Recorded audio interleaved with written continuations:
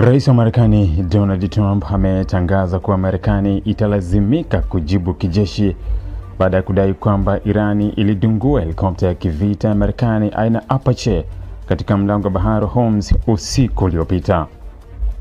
Kauli hiyo imeongeza wasiwasi wa kuongezeka kwa mvutano wa kijeshi katika eneo la Ghuba ya Uajemi, hasa wakati ambapo juhudi za kidiplomasia kati ya Washington na Teherani zilikuwa zikionekana kupata mwanga mpya.